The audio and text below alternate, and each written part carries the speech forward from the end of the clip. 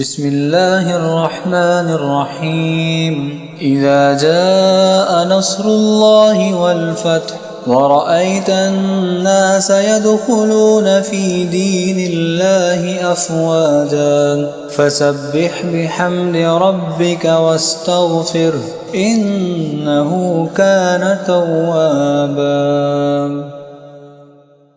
بسم الله الرحمن الرحيم. إذا جاء نصر الله والفتح ورأيت الناس يدخلون في دين الله أفواجا فسبح بحمد ربك واستغفره إنه كان توابا.